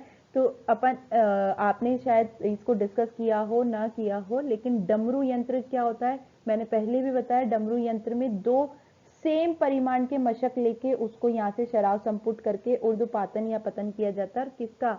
पारद का, उसकी भस्म बनाई जाती है इससे। तो इसके लिए लिखा हुआ भी आता है, यंत्र डमरू आख्यम तत्र रस भस्म कृते हितम। तो सबसे पहला ऑप्शन डमरू यंत्र यहाँ पे जाता है। इसके बाद स्वर्ण वंग बनाने के लिए पारद वंग का अनुमान कितना होना चाहिए, अनुपात? तो ये आप प्रिपरेशन देखोगे तो पुराने जो साहित्यिक ग्रंथ है 1:1 इसका रेशो जाता है। ठीक है, ये रस शास्त्र की डायरेक्ट क्वेश्चन है, इसमें तो अपन रटने वाले क्वेश्चन है, इसमें कोई चेंज नहीं कर सकते। इसके बाद आते हैं गंधक द्रुति के निर्माण के लिए कपड़े की लंबाई पूछ रखी है, तो 1 अरत्नी प्रमाण में कपड़ा लिया जाता है गंधक द्रुति, उसको गंधक का द्रुति बनाई कल्पना बनाई जाती है। ये रस शास्त्र से रिलेट करता है, डायरेक्ट क्वेश्चन है ये। फिर आते हैं आचार्य चरक के अनुसार प्रत्यक्ष अनुपलब्धि सूची में सम्मिलित नहीं है, तो अपन जानते हैं प्रत्यक्ष में बाधक कारण, प्रत्यक्ष में बाधक कारण कितने थे? 8 कारण थे। तो वही चीज है, अभी इसको क्वेश्चन को घुमा दिया, प्रत्यक्ष अनुपलब्धि की सूची में शामिल नहीं है, तो बहुत ज्यादा सूक्ष्म हो, बहुत ज्यादा दूर हो, मन का उसमें नहीं लगाओ, स्वभाव से कोई चीज प्रत्यक्ष ना हो, ऐसा अपन ने नहीं पढ़ा था। तो कौन सा नहीं है? अब क्या करते हो आप, भूल जाते हो कि यहाँ पे नहीं पूछा गया है। ठीक है, आप देखोगे आचार्य चरक द्वारा प्रत्यक्ष अनुपलब्धि, समझ में आ जाता है हाँ प्रत्यक्ष के बाधक कारण पूछ रहा है, नहीं तो पढ़ोगे नहीं, पहला ऑप्शन टिक करके आगे बढ़ जाओगे, जबकि ये आंसर फिर घर आके देखोगे ना, अरे हमसे तो सिली मिस्टेक हो गई, ये नहीं लिखा हुआ था, हमने पढ़ा नहीं। इसलिए बोल रही हूँ कि अगर आपको भय है, स्पेशली वात प्रकृति वात प्रेडोमिनेंट वालों के लिए इंडिकेशन है ये, कि आप थोड़ा सा इसको ऐसे पढ़ के भी ऐसे भी पढ़ें कि नहीं है। अब यहाँ क्या है, अब उल्टा पढ़ोगे ना तो समझ में आ जाएगा, नहीं है शामिल प्रत्यक्ष अनुपलब्धि में चरक के द्वारा, तब समझ में आ जाएगा कि ये नहीं पूछ रहे हैं। इसलिए ये सिली मिस्टेक के चांसेस इस तरीके से पढ़ने में कम हो जाते हैं। ठीक है, क्लियर, समझ आया? आगे चलिए, नेक्स्ट क्वेश्चन है चरक संहिता के अनुसार नीचे दिए गए दो कथन, कथन 1, श्लेष्मलो बलवंतो वसुमंतो विद्यावंतो जस्विन शांतायुष्मन्तः भवन्ति, वातस्तु रुक्ष लघु बहु शीत शीघ्र परुष विशद। कथनों में सही विकल्प चुनो। तो ये तो श्लेष्मल वाला बलवंत वसुवंत होता है, वात वाला सिंपल से क्राइटेरिया, इसमें कुछ नहीं, दोनों कथन जो है वो सही है। ठीक है, फिर आते हैं चरक के अनुसार वैकारिणाम च स्वप्नानाम अदर्शनम। एक्चुअली क्या है, चरक के अंतर्गत अपन ने क्या पढ़ा था, 8 चीजें अपन ने पढ़ी थी कि ना करण क्या होता है, कारण क्या होता है ना, कार्य फल क्या होता है, कार्य की योनि क्या होती है, इस तरीके से डिस्कस करा था। तो अपन ने जैसे कार्यफल देखा था, सुखम वाप्ति, सुख की प्राप्ति हो जाना, कार्य योनि जिससे कि है ना कार्य को परिणत करके पूरा गुजरा जाता है वो कार्य योनि कहलाता है, कार्य जिसको अपन को ठीक करना होता है वो कार्य कहलाता है। मतलब इसमें क्या होता है, निदान जैसे लक्षण दिखाई देते हैं कि स्वप्न में दर्शन, इस तरीके का वैकारिक रूपों को देखना, तो ये क्या है जिसको अपने को ठीक करना है, तो ये किसके अंतर्गत आ जाएगा, कार्य में। तो इसमें क्या है, संहिता से डायरेक्ट ना देखकर कैसे पूछ लिया, उदाहरण से क्वेश्चन पुटअप कर लिया। तो आपने डायरेक्टली पढ़ा हुआ है कि एक्चुअल में कार्यफल क्या होता है, सुखम वाप्ति, सुख की प्राप्ति हो जाना। तो अगर क्वेश्चन ऐसा आ जाता है कि है ना उसको आरोग्य का दर्शन हो गया, सुख की प्राप्ति होगी, तो वो कार्यफल के अंतर्गत आ जाता। ठीक है, तो कार्य के अंतर्गत ये गणना की जाएगी, वैकारिणम च स्वप्नानाम अदर्शनम। तो इसको पढ़ के ऐसे नहीं है, जो अपन शुरू से ही ध्यान दे रहे हैं, कंसेप्चुअल स्टडी का मतलब ही ये होता है। अब आपने स्टडी कर रखी, कंसेप्ट भी आपके क्लियर होते हैं, लेकिन वहां पे पेपर के अंदर आप ये सोचते हैं ये क्वेश्चन कहाँ से आ गया। जस्ट इसको पढ़ के थोड़ा सा समझना था, हल्का सा रिकॉल करना था कि एक्चुअली में उदाहरण से क्वेश्चन पूछा गया है चरक विमान 8 का। अब आते हैं, अगर एक मोटा व्यक्ति, अगेन देखो अप्लाइड एस्पेक्ट पे क्वेश्चन है, अगर एक मोटा रोगी अपने नैदानिक इतिहास में मृजा व्यायाम वर्जन निदान सेवन के रुओं में इस लक्षण उसके अंतर्गत आते हैं, तो इसके दृष्टिकोण से कौन सा कथन सत्य है। तो सहते मूत्रम किंचित किंचित प्रसीदति, कौन सा में, ये सांद्र प्रसाद, ये किंचित किंचित प्रसीदति, तो ये इसमें किंचित किंचित से सांद्र प्रसीदति, तो प्रसादन, तो मैंने बताया भाई सांद्र प्रसाद में का लक्षण है। और ये जानते हैं सांद्र प्रसाद में किसके अंतर्गत आता है, कौन टाइप होता है, ये कफज में का। तो ये साध्य है या असाध्य है, कफज प्रमेय तो साध्य होता है ना, तो साध्य माना गया है। ठीक है, तो इस तरीके से अपने को ये क्वेश्चन सॉल्व करना था कि सांद्र प्रसाद में से पीड़ित है, उसके लक्षण देख के, और ये कफ का है तो ये साध्य होता है। तो यहाँ से 2 चीजें आपसे एक ही चीज में पूछ ली है, तो थोड़ा सा टाइम लेगा, थर्ड स्लॉट या सेकंड स्लॉट में ये क्वेश्चन सॉल्व किया जा सकता था। आगे चलते हैं, डल्लन के मतानुसार स्वर व स्रोतस का अर्थ होता है। अब ये क्वेश्चन हमने लगभग 90% लोगों ने नहीं पढ़ा हुआ था, क्योंकि ढल्लन कोई नहीं पढ़ता, ये ऐसे सोचते हैं अपन, लेकिन सुश्रुत तो अपन पढ़ते हैं, सुश्रुत के ऊपर टीका करी है ढल्लन ने। हम ये जानते हैं स्वरवाही स्रोतस कहाँ से रिलेट करेगा, या तो जीवा से रिलेट करेगा या शब्द से रिलेट करेगा। ठीक है, तो यहाँ पे इंद्रिय वाही धमनी आती है। अब एक चीज ध्यान रखना है, स्रोतस का जो मार्जिन होता है, जैसे अपन इसमें रिलेट करते हैं कि उंडुक को, फुफ्फुस को, एक्सेट्रा ने, ढल्लन ने दूसरी टर्मिनोलॉजी की है। ठीक है, अब यहाँ पे कुछ जीवामूल नाड़ी भी जा सकता, शब्दवाही धमनी भी जा सकता था, जिसने नहीं पढ़ा उसके लिए बता रही हूँ। तो उसके लिए ये क्वेश्चन स्किप करने वाला था, नेगेटिव के चांसेस ज्यादा थे इसके अंतर्गत, क्योंकि आप स्वर को लेते हो तो स्वर का वहन करता है, वहां पे आपका दिमाग कैसे चलता है, स्वर तो यार जिह्वा से भी वहन करता है ना, वाग वाहिनी भी हो सकता है। तो इस तरीके के क्वेश्चन में अपना टाइम समय वेस्ट नहीं करना। अगर आपको डायरेक्टली आंसर आता है तो ठीक है, पढ़ा हुआ है तो ठीक है, नहीं पढ़ा हुआ है तो आप बजाय अपने नेगेटिव मार्क को स्कोर कीजिए, इसमें ज्यादा टाइम नहीं लगाना, क्योंकि बहुत आसपास के मिलते हुए ऑप्शन है। यहाँ पे डिलीटिंग मेथड काफी कम काम करेगा, टू द पॉइंट आंसर शब्दवाही धमनी इसके अंतर्गत जाएगा। ठीक है, क्लियर। अब एक्चुअली में ये क्वेश्चन इस तरीके से सॉल्व हो सकता था, क्योंकि अपन जब पढ़ते हैं बाधिरी के अंतर्गत, तो वहां पे शब्दवाही धमनियों का उल्लेख आता है, वहां पे ढल्लन ने इसके ऊपर टीका करके बताया हुआ है। लेकिन ठीक है, जिन्होंने नहीं पढ़ा है वो अगर आसपास के ऑप्शन है तो बेटर है कि वो उसको स्किप करें। ये स्ट्रेटेजी चल रही है कि पेपर को स्ट्रेटेजी कैसे सॉल्व करना, पेपर सॉल्व नहीं करना। आपकी जहाँ पे मिस्टेक हो रही है, बहुत से बच्चे ये स्टैंड कर रहे हैं कि हमारा आंसर गलत हो जाता है, तो अपने आंसर्स को सही कैसे करना है वो साथ ही साथ में अपन डिस्कस करते चले जा रहे हैं। अब जैसे देखिए 39 नंबर का क्वेश्चन है, ये बताया हुआ अश्म आवृतम यथा शब्द का प्रयोग जो है वो चरक ने किसके वर्णन के लिए किया है। तो मैंने बताया था हृदय पे पत्थर पड़ जाता है किसमें, कफज हृदय रोग के अंतर्गत, डायरेक्टली अपन ने ये ध्यान रखा था। अब देखो इसमें हृदय रोग ही एक ऑप्शन था, आपको कफज भी नहीं ध्यान होता तो केवल हृदय रोग भी ध्यान रहता ना कि दिल पे पत्थर पड़ जाता है, तो ये बस्ती, शिर और व्रत तो ऐसे ही खत्म हो जाते हैं। इन्होंने वात पित्त कफ तो डाला ही नहीं मतलब एक्सचेंज में, तो केवल हृदय रोग भी पता होता तो भी आंसर आपका करेक्ट ही होना था। तो ये चरक सूत्र 17 से लिया गया है। आगे चलिए, माधव निदान के अनुसार पाद, जंगा, उरुकर, मूला व मोटनी किस अवस्था का लक्षण है। अब देखो जिसने माधव निदान नहीं पढ़ी हो तो चरक चिकित्सा 28 में भी सिमिलर ही लाइन देखने को मिलती है और वो खल्ली के लिए ली गई है, ये अपन ऑलरेडी डिस्कस कर चुके हैं, तो सिमिलर ही माना है। एक्चुअली में ये जो लघुत्रयी है इन्होंने व्रतत्रयी को फॉलो करके ही तो बनाई है, तो ऐसा नहीं, कुछ चीजें इन्होंने डिसिमिलर भी मानी लेकिन बहुत सी चीजें सिमिलर भी आती हैं। तो अपना होपलेस नहीं होना, माधव निदान का क्वेश्चन आ गया हम माधव निदान पढ़ के ही नहीं गए, वो ऐसे होपलेस नहीं होना। आगे देखना क्वेश्चन क्या लिखा हुआ है, ये पाद, जंगा, कर, मूला व मोटनी ये खल्ली के लिए लिखा हुआ है, ऑलरेडी अपन चरक के अंतर्गत पढ़ के गए, तो ऐसा सोच के अपने आप को डिप्रेस नहीं करना है, क्वेश्चन को स्किप नहीं करना है, इस तरीके के क्वेश्चन अपन सॉल्व कर सकते हैं। आगे चलिए, इसके बाद आते हैं संधि विश्लेषो गात्र सद्गुणम दोष चमनम क्रिया सन्निरोधश्च, ये ऑलरेडी अपन ने पूरी कोटेशन से पढ़ा हुआ है सुश्रुत सूत्र 15 के अंतर्गत, ओज विसरंस का लक्षण है ये। नेक्स्ट इज रीजन अजर्शन डिस्कस करते हैं। देखो कोविड-19 के ऊपर समसामयिक आयुष जीके का क्वेश्चन है ये, तो आई थिंक बहुत सारे जो भी जिन्होंने भी बीएमएस करी है उनको एटलीस्ट किसी ना किसी कोविड-19 के पेशेंट को तो उन्होंने डील किया ही होगा या खुद को भी हो सकता है, तो वहां पे बहुत समसामयिक क्वेश्चन था। सीटी वैल्यू हर कोई सीटी करा रहा था उस टाइम पे, तो सीटी वैल्यू आरटीपीसीआर के अंतर्गत अगर 35 से इंक्रीज है तो नेगेटिव या माइल्ड होता है, और अगर इसमें क्या होता है विशिष्ट जीन की वैल्यू होती है जितनी कम होगी उतनी ही व्याधि तीव्र होगी, या इसका वाइस वर्सा। तो ये एटलीस्ट इतना तो आई थिंक सबको पता ही होगा, नहीं भी पता है तो आप ये क्वेश्चन स्किप कर सकते हैं, जिनको नहीं पता है वो तो फिर इसमें चांस ले ही नहीं सकते, रिलेटिंग मेथड में नहीं जा सकते। तो ये डायरेक्ट आयुष जीके का क्वेश्चन था कि कोविड-19 इतना चल रहा था उस टाइम पे, आपको समसामयिक थोड़ा करंट तो पता होना ही चाहिए, तो ए और आर दोनों सही है और इसकी सही व्याख्या दे रखी है सीटी वैल्यू से रिलेट करके उसको, ठीक है, क्लियर है। आगे चलिए, इसके बाद आते हैं ज्वर की दोष उल्बणता पूछी है इन्होंने विषम ज्वर के अंतर्गत, और कोटेशन दे रखी है, क्या रखा है कि माधव निदान के अनुसार बताना है। अगेन माधव निदान नहीं भी पढ़ी हो तो चरक की रेफरेंस से ये क्वेश्चन सॉल्व हो सकता है।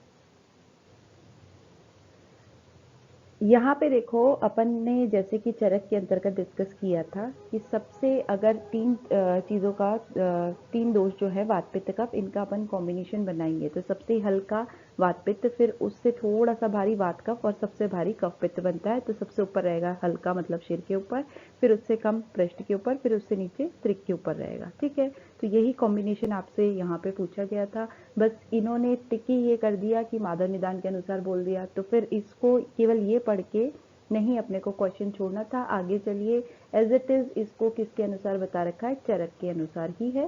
तो जब ये तीन ऑप्शन आपसे करेक्ट कर लोगे तो पृष्ठ पे जाने की जरूरत ही नहीं पड़ती है, ठीक है। तो यहाँ पे एक चीज अपने को समझनी है कि केवल ऐसा नहीं है कि हम क्वेश्चन का एक पार्ट पढ़ के उसको स्किप कर दें, अपन को ये गुगली होती है आपके लिए, ये ट्रिकी क्वेश्चंस होते हैं कुछ कि आप केवल ये पढ़ के ना छोड़ दें, मतलब ऐसा नहीं है कि अपन इस क्वेश्चन को तो जिसने माधव निदान नहीं पढ़ी है वो भी सॉल्व कर सकता था, तो इस तरीके से उसमें नहीं जाना है, गुगली के अंदर फॉल नहीं करना है अपने को। अपनी पढ़ाई पे हार्डवर्क को कैसे अपन स्मार्ट में कन्वर्ट करेंगे वो चीज़ ध्यान रखनी है। आगे चलिए, इसके बाद नेक्स्ट है, जैसे इन्होंने फिर दे दिया माधव निदान के अनुसार दिवा स्वप्न आसन और स्थान विवृतो ऊर्ध्व निरीक्षणों, तो ये अगेन अपन चरक में इस तरीके से रिलेटेड लाइन जो है वो डिस्कस करते हैं। मन्या स्तंभ जो है वो इसका लक्षण होता है, जो अपन बोलते हैं ना कि ग्रीवा रिजिड हो जाती है, तो वो बहुत ज़्यादा एक जगह पे स्टैटिक बैठे रहने से, बहुत ज़्यादा ऊपर की तरफ देखने से। तो अगर जैसे आप देखोगे अवबाहुक है पूरी बॉडी के अंतर्गत आता है, मैंडिबल जो है वो इससे मैंडिबल के तो ऐसे वाले चीज़ें आती हैं जिससे कि मैंडिबल बहुत ज़्यादा खर पदार्थ खाने एक्सेट्रा से होता है, ठीक है, बहुत ज़्यादा यॉनिंग करने से होता है। विश्वाची जो है वो तो हाथ पैरों से रिलेट करता है, तो उसको भी अपन नहीं यहाँ पे ले सकते, तो मन्या स्तंभ ही इसमें कंपेटेबल फिट होता है। इस तरीके से डिलीटिंग मेथड से भी अपन सॉल्व कर सकते हैं। डिलीटिंग मेथड का मतलब ये होता है तीन ऑप्शन बाकी के क्यों सुटेबल नहीं है, ये चीज़ सॉल्व करना, अगर किसी को डायरेक्टली नहीं पता हो तो इस तरीके से भी क्वेश्चन सॉल्व होते हैं। आगे चलिए, इसके बाद आते हैं, इन्होंने दिया है एक पैथोलॉजी से रिलेटेड क्वेश्चन है, तो देखिए अब ये क्वेश्चन सपोज टू बी इस तरीके क्वेश्चन या मॉडर्न हमने अप्रोच हमारी सही नहीं है, लेकिन थोड़ा बहुत तो अप्रोच हमारे पास रहती है। ये तो हम जानते हैं कि हीमोग्लोबिन की कमी से पांडु होता है, इतना तो आप जानते ही हो। तो एक 29 वर्ष की महिला के रक्त परीक्षण में एचबी जो है वो 7.8 ग्राम पर डीएल आया है, ठीक है। उसमें इन्होंने ये बोल दिया कि रेटिकुलोसाइट काउंट इतना है, पेरिफेरल स्मेयर जो है माइक्रोसाइटिक हाइपोक्रोनिक एनीमिया वहाँ पे उसके लक्षण दिखाई दे रहे हैं, ठीक है। फिर उन्होंने A2HB का जब रिकॉर्डिंग करी है तो 2.4%, फीटल लेवल जो है वो 1.3% मिले हैं, सॉरी एफ लेवल्स जो है वो 1. सीरम आयरन जो है या TIBC है वो 15 ग्राम परसेंटेज या 420 है, तो निकटतम डायग्नोसिस उससे पूछा गया है। अब यहाँ पे क्लियर कटली हमको ये तो पता चल गया कि ब्लड की कमी हो रही है यहाँ पे, ठीक है। लेकिन क्या होता है कि जब ये आपको ऑप्शंस दे रखे हैं तो इसको अपन डिलीटिंग मेथड से कैसे सॉल्व करेंगे, थोड़ा सा समझना है इसको। हीमोग्लोबिन कम है तो इसमें कुछ भी ऐसा लक्षण नहीं है, ऐसा डायग्नोसिस नहीं है जिससे कॉन्जेनाइटल एनामली पता चले, है लक्षण नहीं है ना। तो देखो बीटा थैलीसीमिया माइनर ये तो कॉन्जेनाइटल एनामली होती है, तो ये ऑप्शन कट गया। अब बच गए 3 ऑप्शन, ठीक है। सिडरोब्लास्टिक पांडु जो होता है इसमें आयरन का परसेंटेज इंक्रीज होता है, तो ये ऑप्शन भी कट गया। अब बच गए अपने पास 2 ऑप्शन। देखो जीन शोथजन्य जब पांडु होता है उसमें इन्फ्लामेशन के कोई ना कोई लक्षण या कोई ना कोई डायग्नोसिस आपको दिया हुआ मिलता, वो भी यहाँ पे नहीं है, तो केवल ये बच जाता है, तो यही ऑप्शन करेक्ट होगा। तो इस तरीके से डिलीटिंग मेथड से चल सकते हैं, नहीं तो आपका मॉडर्न कंसेप्ट ठीक है। तो जब इस तरीके के ऑप्शंस अपने को मिलते हैं तो ये आयरन डेफिशिएंसी एनीमिया के अंतर्गत क्लियर कट डायग्नोसिस जाता है, लेकिन नहीं आता है तो सॉल्व करने का तरीका मेरे को यहाँ पे आपको एक्सप्लेन करना था, क्योंकि मोस्ट ऑफ द 95% स्टूडेंट्स के लिए ये क्वेश्चन सॉल्व करना मुश्किल पड़ता है। रीजन बीइंग कि इतना डायग्नोसिस नहीं होता। तो रीजन बीइंग कि हम डिलीटिंग मेथड से कैसे जा सकते हैं, जैसे अपन ने ये तो पढ़ा है कंजेनाइटल एनोमलीज हम पढ़ के जा चुके होते हैं, तो हमें पता ही ये होता है। फिर इतना पता होता है कि सिडरोब्लास्टिक एनीमिया में एफी का कंसंट्रेशन इंक्रीज होता है। तो ऐसे डिलीटिंग मेथड से भी क्वेश्चन को सॉल्व किया जा सकता है अगर अपनी अप्रोच डायग्नोस्टिक ज़्यादा ना हो तो ये भी अपने को समझना है। इसके बाद देखिए काश्यप के अनुसार निम्नलिखित में से किस व्याधि में वल्क यूज का प्रयोग किया जाता है। देखो ये काश्यप संहिता से रिलेट कर रहा है क्वेश्चन। तो वैसे तो अपन काश्यप में ये पढ़ते हैं कि अतिसार की चिकित्सा के अंतर्गत दिया जाता है। अगर आपने नहीं पढ़ा हो तो देखो वल्क का जो यूज होता है इसको समझ लीजिए कषाय रस से रिलेटेड चीज है। ये कषाय रस स्तंभन करने वाला होता है, तो ऐसी चीज में दिया जाएगा जहाँ पे स्तंभन करने की आवश्यकता हो, या तो अर्श में ब्लीडिंग ज्यादा हो रही हो या अतिसार में सरण ज्यादा हो रहा है। हृदय रोग में कोई काम नहीं स्तंभन का, कुष्ठ में कोई काम नहीं स्तंभन का, तो ये आप डिलीट कर सकते हो। दूसरी चीज है अर्श जो है वो काश्यप, ऐसे समझो काश्यप के बच्चों के होने वाले रोग या बच्चों से रिलेटेड तंत्र है ये। तो अर्श जो है बच्चों के अंतर्गत तो बहुत मिनिमम चांसेस है, तो यहाँ पे अतिसार वैसे भी करेक्ट आंसर जाएगा अगर आपको ये पता ना हो। और पता है ये तो अपन पढ़ते ही है, काश्यप के अनुसार डायरेक्टली अपन ने पढ़ा हुआ है कि वल्क यूज जो है वो अतिसार में दिया जाता है, तो ऐसे भी सॉल्व किया जा सकता है, ठीक है। तो डिफरेंट मेथड मेरे को यहाँ पे बताना आपके लिए ज़रूरी है, क्योंकि एंड टाइम पे आपका जो डिप्रेशन है या एग्जर्शन है वो तो इंक्रीज होता जा रहा है, तो आप अपनी स्मार्टनेस की बजाय अपनी हार्डवर्क को बढ़ा रहे हो। तो अपने को किसी भी चीज़ को वो ये नहीं बनना है खरस से चंदन भारवाही नहीं बनना है, अपने को गधे के ऊपर चंदन लादा हुआ ऐसा नहीं बनना है, अपने को स्मार्ट करना है। तो अप्रोच कैसे स्मार्ट हो सकती है ये ध्यान रखना है, ठीक है। फिर आते हैं अष्टांग हृदय से सीधा क्वेश्चन आया हुआ है कि गंडूश का नित्य प्रयोग करने के लिए कौन सा उल्लेखित किया है। तो नित्य तेल मांस रसों अथवा गंडूशम इसके बारे में बता रखा है, तो तेल या मांस रस का गंडूश नित्य लेना चाहिए, ये डायरेक्ट क्वेश्चन है, ठीक है। फिर आते हैं अपन आचार्य चरक के अनुसार उद्मंत। तो अपन ने देखा था हवा में उद्मंत ना खाओ, तो देखा वर्षा ऋतु में उद्मंत को मतलब सत्तू का सेवन नहीं करना चाहिए। तो सत्तू क्या एक तरीके से आयुर्वेदिक का आप ये मान लो कि फास्ट फूड है, तो सत्तू को खाने के काफी सारे तरीके चरक ने बता रखे हैं। तो वर्षा में स्पेशली त्रिदोष जो है वो प्रकोप होता है, अग्नि अम्ल पाक अपन देखते हैं, तो उसमें कॉन्ट्रा इंडिकेटेड है। तो ये डायरेक्ट क्वेश्चन है, इसमें कुछ भी ज्यादा अपने को कुछ सोचने की जरूरत नहीं थी। तो हवा में उद्मंत ना खाओ, वर्षा ऋतु में सेवन नहीं करना चाहिए, डायरेक्टली आंसर है इसका, ठीक है।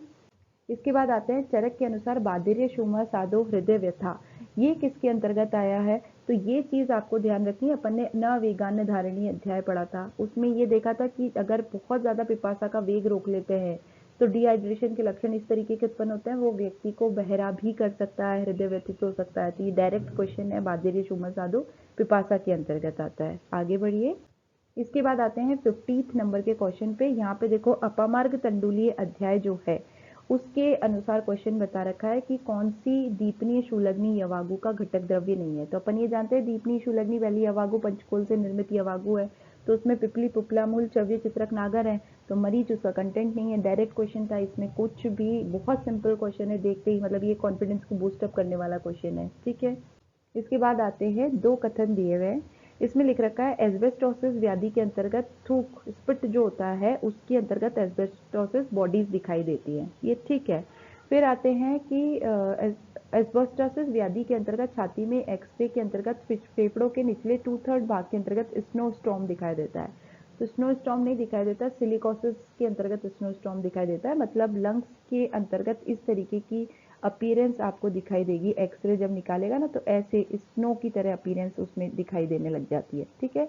तो वो सिलिकोसिस के अंतर्गत होता है, सिलिका जब जमता है। एस्बेस्टोसिस में स्पुटम में एस्बेस्टोस मिलता है, ठीक है। तो ये फर्स्ट कथन सत्य है, लेकिन कथन सेकंड गलत है। क्लियर। इसके आगे चलते हैं। विटामिन ए की कमी के बचाव के लिए एक नेशनल जो नियम है या प्लानिंग है टीकाकरण का, उसकी अनुसूची के अनुसार retinol palmitate, retinol palmitate, retinol क्या होता है, विटामिन ए का डेरिवेटिव होता है, ठीक है। तो इसकी पहली खुराक कितने परसेंटेज में दी जाती है, तो ये तो डायरेक्ट क्वेश्चन है, अगर किसी को नहीं याद है तो ये क्वेश्चन में नेगेटिव जाने के चांसेस हैं, इसको आपको नहीं उठाना है, मतलब इसको डिलीटिंग मेथड लगाने का कोई मतलब ही नहीं है इसमें डायरेक्ट क्वेश्चन है। मुख्य मार्ग से 1 लाख इंटरनेशनल यूनिट 90 महीने के अंतर्गत दी जाती है, ठीक है। कुछ क्वेश्चन को स्किप करना बेटर है, ऐसा नहीं है सब क्वेश्चन में तुक्का मारना जरूरी नहीं है, फिर घर पे आके सोचते हैं यार बहुत ज्यादा नेगेटिव कर दिए। तो हर क्वेश्चन के अंतर्गत डिलीटिंग मेथड भी नहीं लगाना है, ठीक है। डिलीटिंग मेथड से कुछ क्वेश्चन सॉल्व होते हैं, वो मैंने खुद आपको ट्रिक बता दी है, लेकिन हर क्वेश्चन भी डिलीटिंग मेथड से सॉल्व करने का नहीं होता है, इसमें आप अप्रोच नहीं लगा पाओगे, ठीक है। आगे चलते हैं। इसके बाद आते हैं आचार्य। अब अप्रोच तो जैसे लगा सकते थे, विटामिन ए का पूरा नॉलेज होना बहुत ज़्यादा ज़रूरी है कि विटामिन ए जो है वो मस्कुलर दे सकते हैं, इंट्रावीनस दे सकते हैं या ओरली दे दिया जा सकता है, तो वो अपने को थोड़ा बहुत फर्दर अप्रोच की ज़रूरत है। इसलिए क्या है कि उतनी अप्रोच में जाएंगे, बहुत ज़्यादा टाइम हो तब उस क्वेश्चन को सॉल्व करना है, अदरवाइज उसमें नेगेटिव नहीं करना है। फिर आते हैं अपन आचार्य वाग्भट के अनुसार, इन्होंने बोल दिया आहार परिणाम कर भाव और उनका कार्य वर्णित करो। तो ये अगेन अष्टांग हृदय का क्वेश्चन है, लेकिन चरक से भी इसको सॉल्व किया जा सकता है। देखो ऊष्मा जो है वो अग्नि को बढ़ाती है, पाचन करती है। वायु जो है वो अन्न को नीचे की तरफ लेके आती है, उसका अपकर्षण करती है। स्नेह जो है वो अन्न के अंतर्गत मृदुता को उत्पन्न करती है, ठीक है। क्लेद जो है वो शैथिल्यता को उत्पन्न करता है। क्लेद क्या करता है, अणुओं के बीच में जाके शिथिलता लाता है। लेकिन यहाँ पे लिख रखा है काल जो है वो धातु साम्य करता है, काल धातु साम्य नहीं करता। काल तो एक पर्टिकुलर काल के अंतर्गत वो पूरा अन्न जो है, जैसे मधुर अवस्था पाक, अम्ल अवस्था पाक, कटु अवस्था पाक, फिर प्रपाक के अंतर्गत जाता हुआ वो पर्याप्तता को, मतलब पाचन को प्राप्त होता है। तो काल तो पर्याप्तम अभिनिवृत्ति थी, ये बोला जाता है। और जो धातु साम्यकर है वो परिणाम के लिए आता है। तो गलत कौन सा, ई। तो इसमें देखो ए बी सी डी और ये करेक्ट है, बाकी ई गलत है इसके अंतर्गत, ठीक है। यहाँ तक क्लियर है। फिर आगे बढ़ते हैं अपन। ये क्वेश्चन है अप्लाइड एस्पेक्ट के ऊपर। इसमें देखो क्या लिख रखा है, आचार्य चरक के अनुसार अति स्थूल व्यक्ति की व्यवहार्यता होती है। मतलब इन्होंने ये बताया है कि इसको अपन रीजन से कैसे समझाएंगे। देखो आचार्य चरक के अनुसार अतिस्थूल व्यक्ति में वात वृद्धि के फलस्वरूप तीक्ष्ण अग्नि होती है। अब देखो ए और आर दोनों स्टेटमेंट एक दूसरे से डिफरेंट नहीं लग रहे हैं। यहाँ पे तो बोल दिया व्यक्ति की व्यवहार्यता होती है, ठीक है। अब इसको इन्होंने किस तरीके से बताया, जैसे यहाँ पे देखना, ये क्रच एड ऑन कर लो, ये हिंदी में मिसप्रिंट हो गया। देखो क्रच व्यवहार्यता होती है, ये स्टेटमेंट तो करेक्ट है, क्योंकि अतिस्थूल व्यक्ति के अंतर्गत मेद का आवरण होता है, तो शुक्र धातु का शरण इजीली नहीं होता, तो कृच्छ व्यवहार्यता होती है, ठीक है, ये क्लियर है। फिर चरक के अनुसार अतिस्थूल व्यक्ति में वात वृद्धि के फलस्वरूप तीक्ष्ण अग्नि होती है, तो क्योंकि मेद से आवृत होती है वात, ठीक है। अब ये वात मेद से आवृत है, तो ये क्या करती है, अग्नि को संदूषित तो कर देती है, लेकिन कौन सी अग्नि, धात्वाग्नि जो है वो तो मंद हो जाती है, तो पेशेंट की धातु उत्तरोत्तर नहीं निर्मित होती है, केवल अग्नि संदूषित होती है, ठीक है। तो ये स्टेटमेंट भी करेक्ट है, करेक्ट दोनों स्टेटमेंट है, बट इन दोनों का एक दूसरे से एक्सप्लेनेशन कहीं नहीं है। तो ए और आर दोनों सही है, बट एक दूसरे की सही व्याख्या नहीं है, ये ऑप्शन यहाँ पे करेक्ट जाएगा। क्लियर। फिर आगे चलिए। इसके बाद आइए, सुश्रुत के अनुसार निम्नलिखित किस योनि व्यापक में दुह प्रसुष्ट मतलब प्रसूतावस्था दुह के या अपन बोले कि दुह प्रसुष्ट रहती है, तो प्रसंसरणी योनि व्यापार डायरेक्ट क्वेश्चन आया है सुश्रुत का उत्तर तंत्र में योनि व्यापार जहाँ पे एक्सप्लेन किए गए, वहाँ से ये क्वेश्चन उठाया हुआ है। स्त्री प्रसूति के अंतर्गत भी अपन इस क्वेश्चन को पढ़ के रिलेट कर सकते हैं। तो ये तो डायरेक्ट क्वेश्चन है, इसके अंदर कुछ भी मतलब ट्रिक नहीं है, तो सिंपल क्वेश्चन ये सॉल्व हो सकता है। फिर आगे चलिए, इसके बाद आते हैं सुश्रुत के अनुसार सिद्धार्थक तेल की उत्तरवस्ती का प्रयोग किसमें किया जाता है। तो शारीर स्थान के 10वें अध्याय में अपन ने देखा था अप्रापातन की चिकित्सा बता रखी है, तो उसमें सिद्धार्थक तेल की उत्तरवस्ती बताई है, सुरामंड की आस्थापन वस्ती बता रखी है। तो ये ऑलरेडी अपन को रीड ऑन करते हैं, अपने को पता है, तो डायरेक्टली ये तो अपने को देखते ही समझ में आ जाता है, इस तरीके का क्वेश्चन है। इसके बाद है भेल संहिता का क्वेश्चन आया है कि गर्भिणी के लिए शीर यवागु का प्रयोग किस मास में किया जाता है। वैसे नॉर्मली शीर यवागु वगैरह अपन 6-7वें से स्टार्ट करते हैं ना, श्वेदृष्टा एक्सेट्रा, पृथक पढ़ने आदि के बाद की यवागु है, लेकिन भेल संहिता ने शीर यवागु जो बताई है वो 5वें महीने के अंतर्गत बताई है। तो ये एक अलग ही भेल का अलग सा ही रेफरेंस है, तो जिसने भेल संहिता पढ़ी हो उसको तो डायरेक्टली ध्यान रहता है, नहीं तो ये क्वेश्चन क्या है कि इस थोड़ा अलग कंसेप्ट के अंतर्गत जाता है। तो इसमें भेल संहिता से ये क्वेश्चन पुटअप हुआ है, अपन नोट्स में से रीड ऑन कर चुके हैं इसको, तो वहाँ से डायरेक्टली इसको सॉल्व किया जा सकता है, इसमें डिलीटिंग मेथड नहीं चलेगा। ठीक है, ये तो क्या है कि डायरेक्टली ही याद रखने वाला क्वेश्चन है। फिर आगे चलते हैं। अब देखिए, काश्यप संहिता के अनुसार गर्भिणी गर्भावस्था के किस माह में काश्य से पीड़ित होती है। ये क्वेश्चन ऐसा है कि अगर आपने काश्यप नहीं भी पढ़ी हो तो भी आपको समझ में आएगा। देखो 5वें महीने में क्या होता है, अपन ने देखा षष्ठे बुद्धि होता है ना, बलवर्ण का उपचय चरक के अनुसार होता है। फिर 5वें महीने में अपन ने मास का उपचय देखा था, तो गर्भिणी कृश हो सकती है 5वें के अंतर्गत, तो इससे भी सॉल्व किया जा सकता है। और डायरेक्टली काश्यप के अंतर्गत तो अपन जब मैंने आपको मासानुमासिक परिचर्या बताई है तो काश्यप के अनुसार भी डिस्कस करी है। ठीक है, तो वहां से 5वां महीना इसका आंसर जाता है। ठीक है, आगे चलिए। इसके बाद आता है हारित संहिता ने अर्धचंद्र शस्त्र का प्रयोग किसके निष्कर्षण के लिए किया है।